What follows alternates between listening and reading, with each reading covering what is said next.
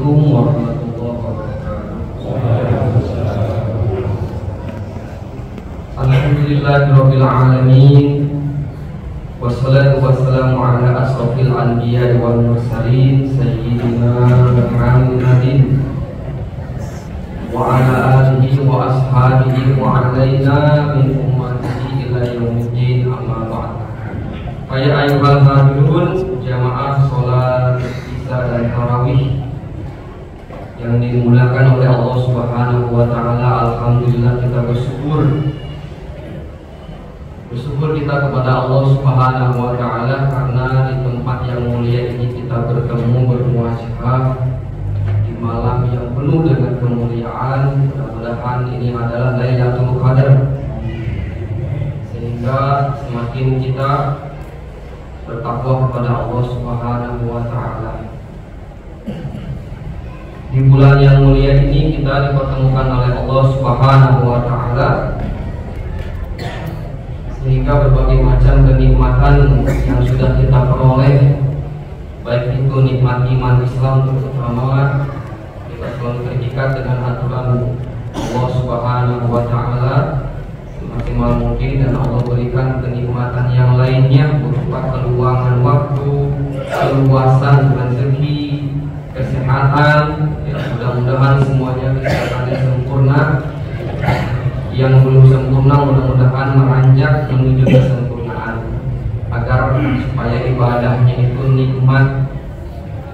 Karena kalau sehat kan nikmat, ya, ibadahnya sujud. Kalau mata kepala kita sehat, inginnya berlama-lama. Tapi kalau ada sedikit penyakit bisul di sini, ya, sujud gak kuat lama karena ngenyutnya luar biasa. Insya Allah semakin Allah tambah-tambah kesehatan, tambah-tambah kenikmatan, tambah-tambah rezeki yang barokah melimpah kepada kita semua. Amin ya Allah ya Rabbal alamin. Jamaah rahimakumullah,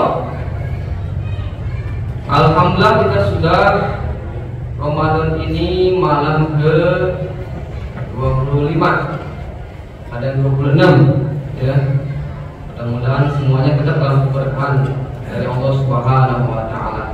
Tapi pada intinya kita menyadari, ya, Ramadan ini hampir berakhir.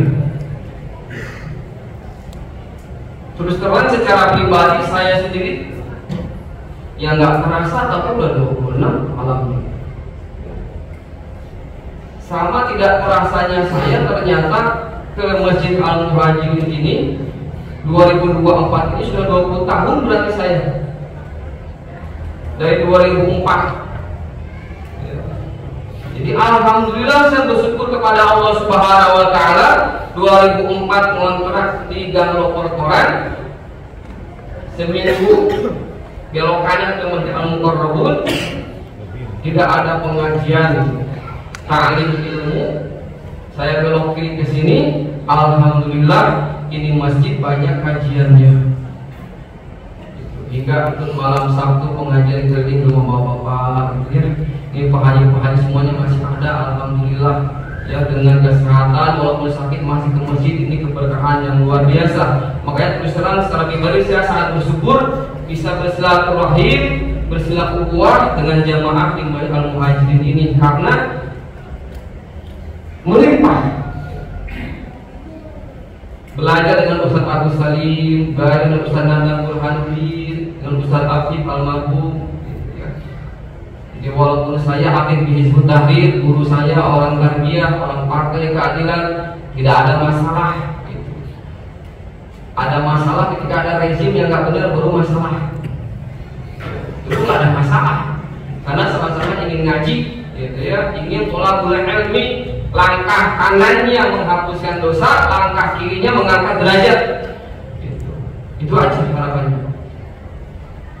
Jadi kalau ada Bapak Haji yang hadir pada kesempatan di masjid ini, saya mohon doanya, ya, secara pribadi Yusdian Sarwani ini mohon doanya agar bisa istiqomah seperti pengaji-pengaji di sini nih, ya, masih istiqomah. Gitu. Dulu Pak Haji Masri gagah, ya. Sekarang juga udah kurang dikit gagahnya, gitu. Tapi itu keberkahannya luar biasa. Maka saya mohon doanya ini. Karena belum tentu saya di usia beliau bisa istiqomah seperti beliau ini pagi-pagi di sini. Jamaah muhajirin di sini. Ya. Itu jaminan dari baginda Rasul. Wasabun nasab ibadatillah.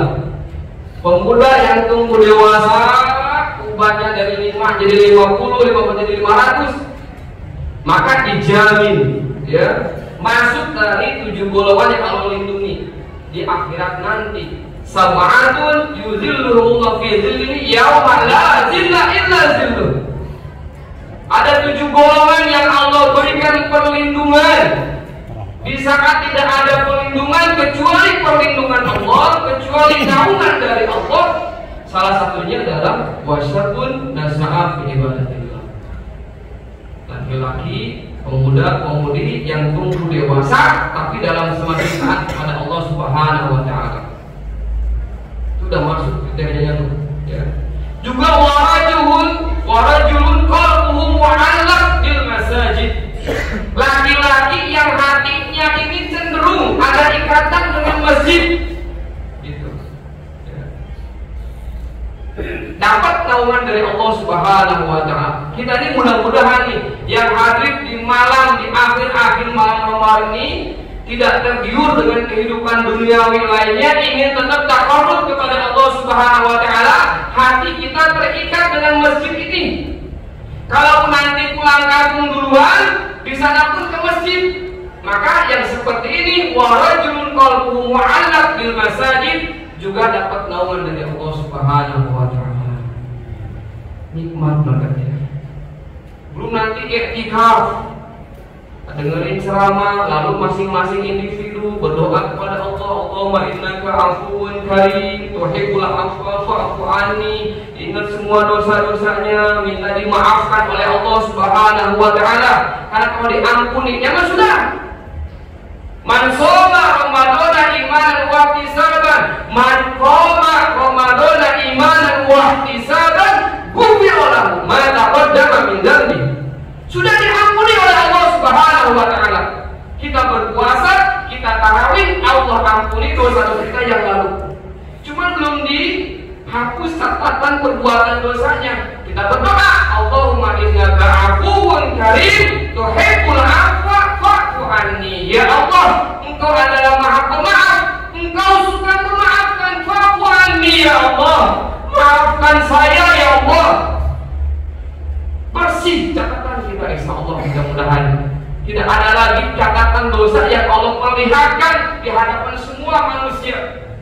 Karena Allah sudah ampuni dosa-dosa kita, Allah sudah hapuskan catatan perbuatan dosa kita. Wa rajulun zakarallaha khaliyan.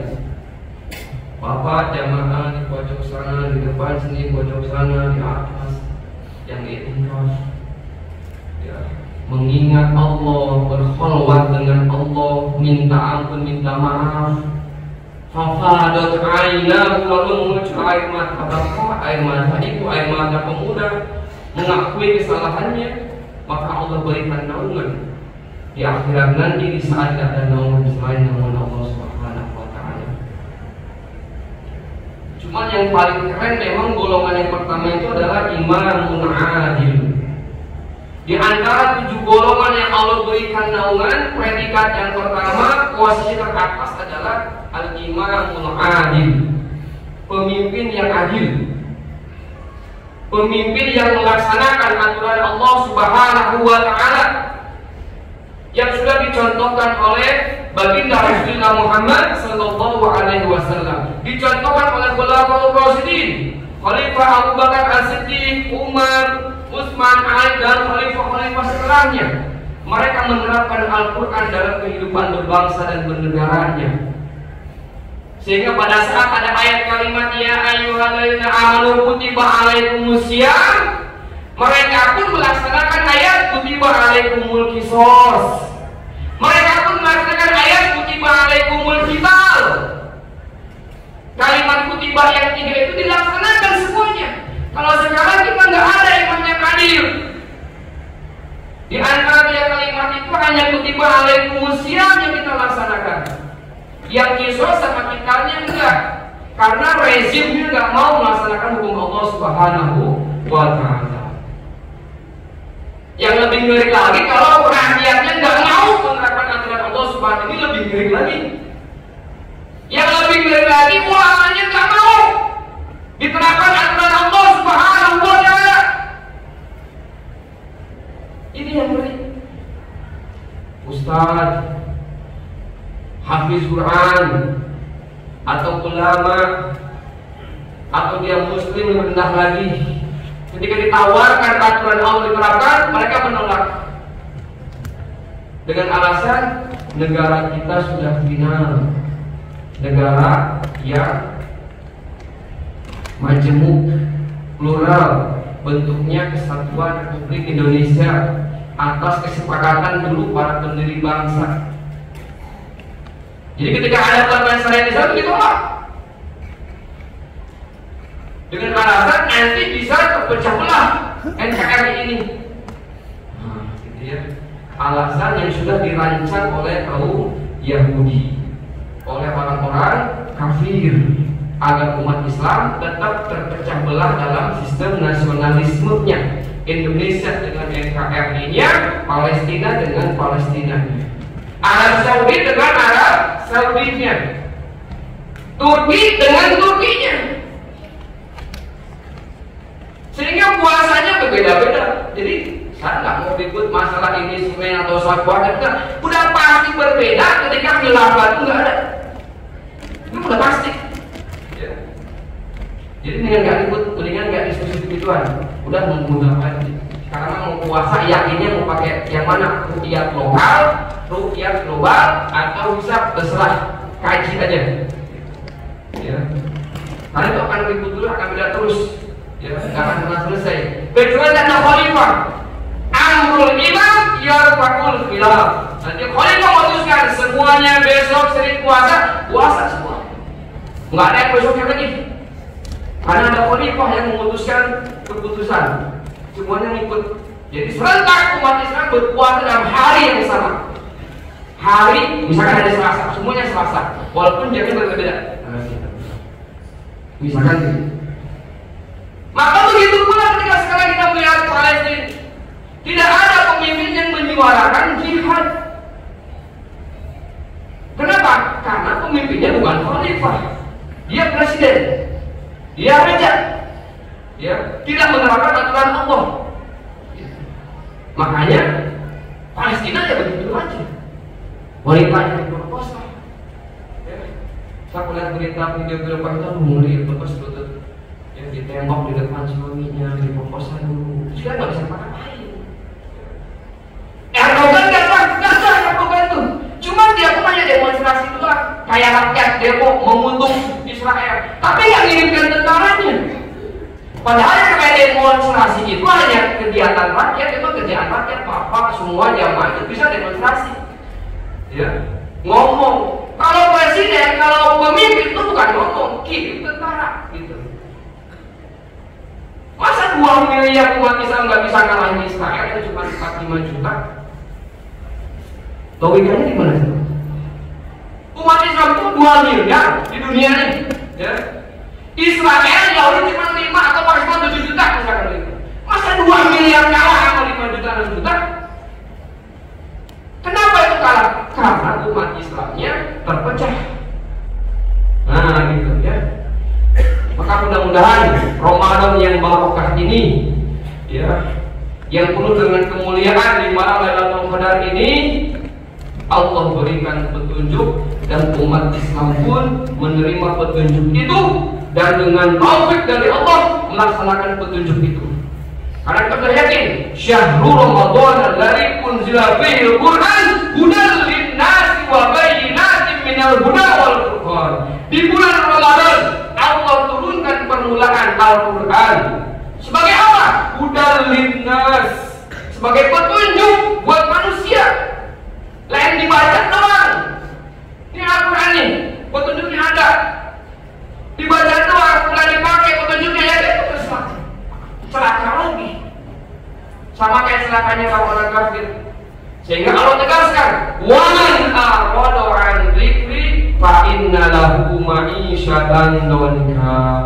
Barang siapa yang berpaling dari Al-Quran ini, ya, fa inna lahu ma'isyatan donka, maka baginya adalah kehidupan yang sempit, sengsara, mati di dunia doang. Ya. Nanti Allah di akhirat akan kembalikan orang-orang yang tidak mau mengikuti petunjuk Al-Quran ini dengan siksaan yang sangat keras. Di dunia dia sengsara, melarat, teraniaya, terzolimi. Di akhiratnya disiksa sama Allah Subhanahu wa Ta'ala. Mudah-mudahan jamaah Al-Muadhin khususnya dan umat Islam secara keseluruhan menjadikan Al-Quran sebagai bacaannya, sebagai hafalannya, dan sebagai petunjuk dalam hidupnya, baik dia sebagai rakyat biasa maupun kalau dia menjadi seorang penguasa. Mudah-mudahan demikian ya. Allah ampuni segala dosa-dosa kita dan Allah maafkan segala kesalahan-kesalahan kita. Amin ya Allah ya Rabbal Alamin. Wassalamualaikum warahmatullahi wabarakatuh.